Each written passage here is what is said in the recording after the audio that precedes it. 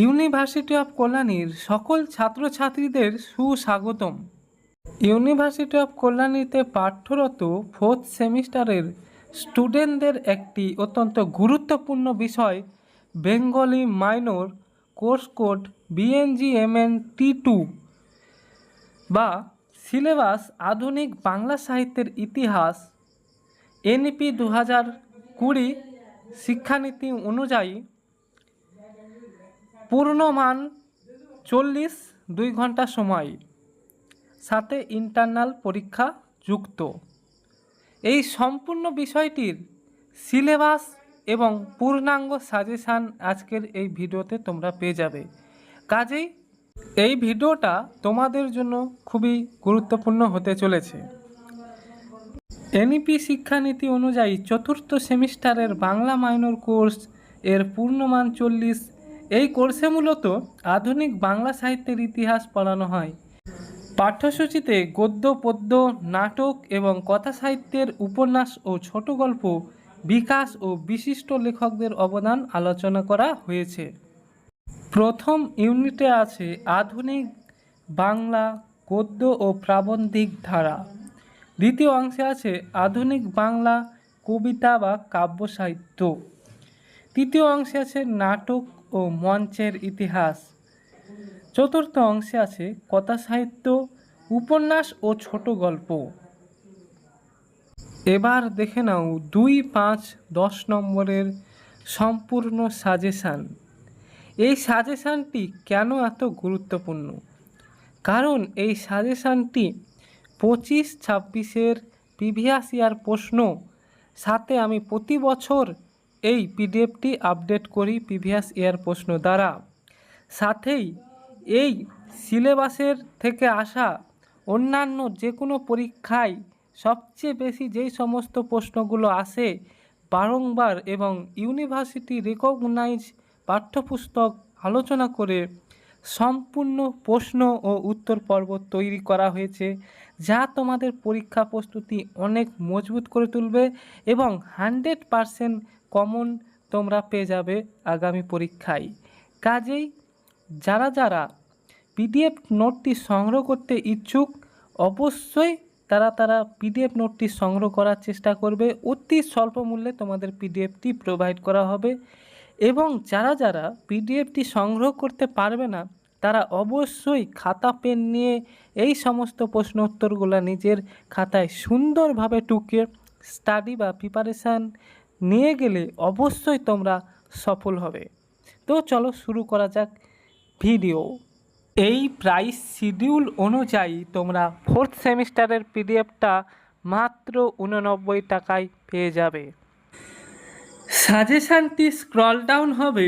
যারা যারা পিডিএফটি সংগ্রহ করতে পারবে না, তারা মোবাইল দেখে ভিডিও পজ করে নিজের খাতায় প্রতিটা প্রশ্ন উত্তর টুকে ভালোভাবে প্রিপারেশান করে যাবে।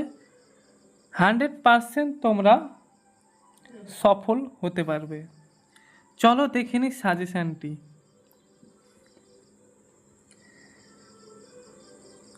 ফোর্থ সেমিস্টার বেঙ্গলি মাইনর আধুনিক বাংলা সাহিত্যের ইতিহাস নতুন পাঠ্যক্রম অনুযায়ী পূর্ণমান 40, সময় 2 ঘন্টা, সাথে ইন্টারনাল পরীক্ষা যুক্ত। প্রথম প্রশ্ন, ফোর্ট উইলিয়াম কলেজের 2 জন লেখকের নাম উল্লেখ করে তাদের রচিত একটি করে গ্রন্থের নাম লেখো। PYQ 2025 এবং 26 দুটোতেই এসেছিল প্রশ্নটি, এতটা গুরুত্বপূর্ণ। দ্বিতীয় প্রশ্ন, গৌড়ীয় ব্যাকরণ কে রচনা করেন? গ্রন্থটি কত সালে প্রকাশিত হয়? 25 এসেছিল। 3 নম্বর প্রশ্ন, বাংলা ভাষায় প্রকাশিত প্রথম দৈনিক সংবাদপত্রের নাম উল্লেখ করে সম্পাদকের নাম লেখো। সুন্দর প্রশ্ন, 25 এসেছিল। লোকরহস্য প্রবন্ধ গ্রন্থটির রচয়িতার নাম লেখো। গ্রন্থটি কত সালে প্রকাশিত হয়? 25 এসেছিল। বঙ্গদর্শন ও তত্ত্ববোধিনী পত্রিকার প্রথম সম্পাদকের নাম লেখো। অতি গুরুত্বপূর্ণ। এগুলো বিভিন্ন পরীক্ষায় এসেছিল, কাজেই সবগুলি প্রশ্নই খুবই গুরুত্বপূর্ণ। 6 নম্বর প্রশ্ন, কল্লোল ও সবুজপত্র পত্রিকার সম্পাদকের নাম ও প্রকাশকাল লেখো। 7 নম্বর, শ্রীরামপুর মিশন কত সালে এবং প্রধানত কাদের উদ্যোগে প্রতিষ্ঠিত হয়? 8 নম্বর প্রশ্ন, ঈশ্বরচন্দ্র বিদ্যাসাগরের লেখা দুটি মৌলিক গ্রন্থের নাম লেখো। 9 নম্বর প্রশ্ন, হুতম প্যাঁচার নকশা কার লেখা, এটি কত সালে প্রকাশিত হয়? 10 নম্বর প্রশ্ন, সংবাদ দর্পণ পত্রিকার সম্পাদকের নাম কি, এটি কত সালে প্রকাশিত হয়? 11 নম্বর প্রশ্ন, বাংলা সাহিত্যে ঋণী বঙ্কিম পাঠাই নামে কারা পরিচিত? 26-এ এসেছিল। 12 নম্বর প্রশ্ন, গোমানুষ জাতির কথা ছোট গল্পটির রচয়িতাকে, এটি কত সালে প্রকাশিত হয়? এটিও 26-এর প্রশ্ন, যথেষ্ট সুন্দর প্রশ্ন এসেছিল। 13 নম্বর প্রশ্ন, নিম্নলিখিত কাব্য রচয়িতাদের নাম লেখো। বীরাঙ্গনা কাব্য, সাধের আসন, সোনার তরী ও মহাপৃথিবী। এই প্রশ্নটা 2025-এ এসেছিল। 14 নম্বর প্রশ্ন, মেঘনাদ বধ কাব্য কার লেখা এবং এটি কত সালে প্রকাশিত হয়? মেঘনাদ বধ কাব্য মাইকেল মধুসূদন দত্তের লেখা, এটি 1861 সালে 2 খণ্ডে প্রকাশিত হয়। 15 নম্বর প্রশ্ন, বাংলা ও অগ্নিবীণা কাব্য গ্রন্থ দুটির রচয়িতার নাম কি? 16 নম্বর প্রশ্ন, গীতাঞ্জলি কাব্যগ্রন্থটি কত সালে প্রকাশিত হয়? ইংরেজি অনুবাদকের নাম লেখো। 17 নম্বর প্রশ্ন, জীবনানন্দ দাশের প্রথম কাব্যগ্রন্থ কোনটি এবং সেটি কত সালে প্রকাশিত হয়? ভোরের পাখি কাকে বলা হয়? কে তাকে এই উপাধিতে ভূষিত করেছিলেন? 2 বার এসেছিল। 19 নম্বর প্রশ্ন, নিম্নলিখিত কাব্যগুলির মধ্যে রচয়িতার নাম লেখো। ব্রজাঙ্গনা কাব্য, বধূ বিয়োগ, বলাকা, বেলা, অবেলা, কালবেলা। এগুলো অবেলা, কালবেলা, এই সমস্ত কাব্যগুলির রচয়িতার নাম লিখতে হবে। 20 নম্বর প্রশ্ন, মরীচিকা, মরুশিখা, মরুমায়া কাব্যত্রয়ীর রচয়িতাকে। 21 নম্বর প্রশ্ন, নিম্নলিখিত নাট্যকারদের নাম লেখো। নীলদর্পণ, জনা, নূরজাহান, রক্ত করবী। 22 নম্বর প্রশ্ন, নবান্ন নাটকটির রচয়িতাকে, নাটকটি কোন প্রেক্ষাপটে রচিত? 23 নম্বর প্রশ্ন, সধবার একাদশী এবং প্রফুল্ল নাটক দুটির রচয়িতার নাম লেখো। 24 নম্বর প্রশ্ন, বাংলা সাহিত্যের প্রথম সার্থক ট্র্যাজেডি নাটক কোনটি এবং এটি কার লেখা? 25 নম্বর প্রশ্ন, বাংলা ভাষায় রচিত প্রথম ঐতিহাসিক নাটকের নাম কি, কে কত সালে এটি রচনা করেন? এই ছিল 25টি অতি গুরুত্বপূর্ণ প্রশ্ন, 2 নম্বরের প্রশ্ন ও উত্তর। এরপরে আরও 15টি মতো প্রশ্ন রয়েছে। যারা যারা পিডিএফটি সংগ্রহ করবে তারা সম্পূর্ণ সাজেশানটি পেয়ে যাবে। এবার আসছি দ্বিতীয় ভাগ, 5 নম্বরের প্রশ্ন উত্তর। বিদ্যাসাগর বাংলা ভাষার প্রথম যথার্থ শিল্পী ছিলেন। রবীন্দ্রনাথ ঠাকুরের এই মন্তব্যের তাৎপর্য সংক্ষেপে লেখো। বিদ্যাসাগর বাংলা ভাষার প্রথম যথার্থ শিল্পী ছিলেন। রবীন্দ্রনাথ ঠাকুরের এই মন্তব্যের তাৎপর্য ব্যাখ্যা করো। তাৎপর্য সংক্ষেপে ব্যাখ্যা লেখো। 5 নম্বরের প্রশ্ন,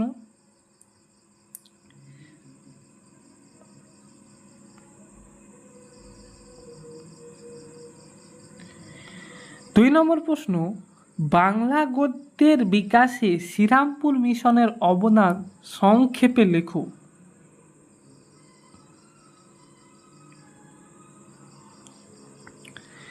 3 নম্বর প্রশ্ন, বাংলা সাহিত্যের ইতিহাসে কল্লোল পত্রিকার গুরুত্ব সংক্ষেপে আলোচনা করো।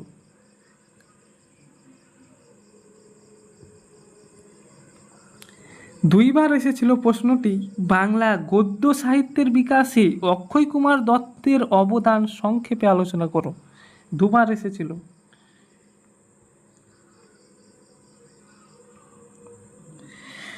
5 নম্বর প্রশ্ন, এটাও দুবার এসেছিল। বাংলা গদ্যে প্রথম চৌধুরী ও তার সবুজপত্র পত্রিকার অবদান আলোচনা করো। দুবার এসেছিল। কাজেই সাজেশনটি কতটা গুরুত্বপূর্ণ তোমরা বুঝতে পারছো। এখান থেকে 100% তোমরা কমন পেয়ে যাবে, নিশ্চিন্তে প্রিপারেশন নিয়ে যাও। 6 নম্বর প্রশ্ন, বাংলা গদ্য ও প্রবন্ধ সাহিত্যের বিকাশে রাজা রামমোহন রায়ের অবদান আলোচনা করো। 26 এসেছিল।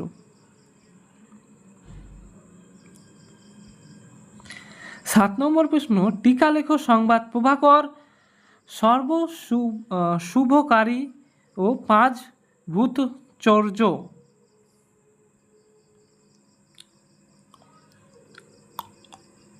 5 ভূতচর্য।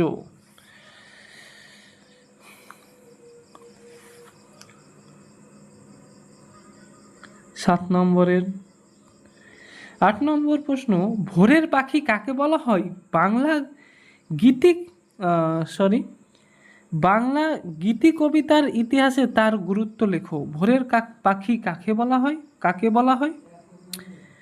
বাংলা গীতিকার ইতিহাসে তার গুরুত্ব লেখো। দুবার এসেছিল। কতটা ইম্পর্টেন্ট ভাবতে পারছো প্রশ্নটা। 9 নম্বর প্রশ্ন, যুগ সন্ধি ক্ষণের কবি হিসেবে বাংলা কাব্যে ঈশ্বরচন্দ্র গুপ্তের গুরুত্ব সংক্ষেপে লেখো।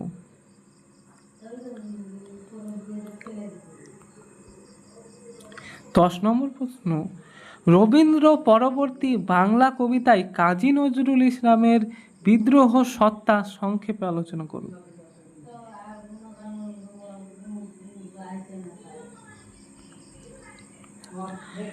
11 নম্বর প্রশ্ন, বাংলা কাব্যের ধারায় নবীন চন্দ্র সেনের গুরুত্ব সংক্ষেপে লেখো। এই ছিল 11টি 5 নম্বরের অতি গুরুত্বপূর্ণ প্রশ্ন এবং তাদের উত্তর। এছাড়াও আরও 10টি 5 নম্বরের প্রশ্ন আছে, সেগুলো পিডিএফ সংগ্রহকারীরাই পাবে। এবার আমরা চলে যাব তৃতীয় অংশে, যেখানে 10 নম্বরের প্রশ্ন উত্তরগুলো দেখে নেব।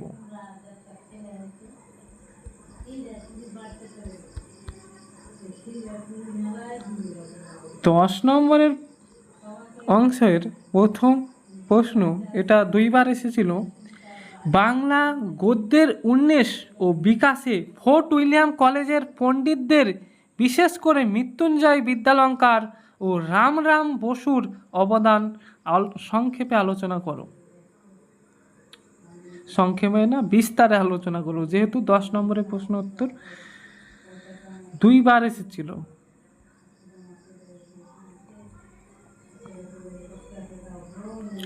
2 নম্বর প্রশ্ন, বাংলা গদ্য সাহিত্যের বিকাশে ঈশ্বরচন্দ্র বিদ্যাসাগরের অবদান বিস্তারিত আলোচনা করো। প্রত্যেকটা প্রশ্নই বিভিন্ন পরীক্ষায় এসেছে, আর 25-26 প্রশ্নগুলোর পাশে PYQ ট্যাগ দেওয়া রয়েছে। 3 নম্বর প্রশ্ন, বাংলা প্রবন্ধ সাহিত্যের ধারায় বঙ্কিমচন্দ্র চট্টোপাধ্যায়ের অবদান আলোচনা করো। 4 নম্বর প্রশ্ন, বাংলা কাব্যের ধারায় মাইকেল মধুসূদন দত্তের যুগান্তরকারী অবদান আলোচনা করো। 25 প্রশ্ন, সুন্দর সুন্দর সব প্রশ্ন এবং তাদের উত্তর। 5 নম্বর, বিদ্রোহী কবি কাকে বলা হয়? বাংলা কাব্যের ধারায় তার অবদান আলোচনা করো। একই প্রশ্ন দুইভাবে আসতে পারে। বিদ্রোহী কবি অর্থাৎ কাজী নজরুল ইসলামের অবদান হিসেবেও আসতে পারে।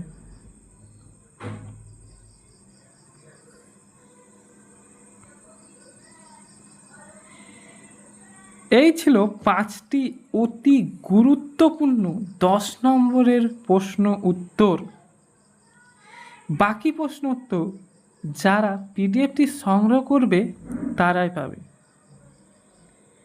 এবং যারা পিডিএফটি সংগ্রহ করতে পারবে না এই প্রশ্নগুলো ভালোভাবে তোমরা কমপ্লিট করে যাবে, অবশ্যই পরীক্ষায় তোমরা ভালো ফলাফল করে পাস করে যাবে।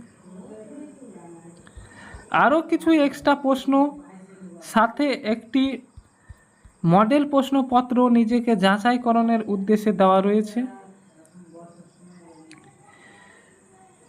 পিডিএফ সংগ্রহকারীরা সম্পূর্ণ একসঙ্গে পেয়ে যাবে। অতি স্বল্প মূল্য রাখা রয়েছে যাতে সবাই পিডিএফটি সংগ্রহ করতে পারে। মাত্র একদিন টিউশন যাওয়া আসা বা কলেজ যাওয়া আসার পয়সায় তোমরা সম্পূর্ণ পিডিএফটি সংগ্রহ করে নিতে পারো। ধন্যবাদ ভিডিওটি এতদূর দেখার জন্য। তোমাদের পরীক্ষার জন্য অগ্রিম অনেক অনেক শুভকামনা রইল।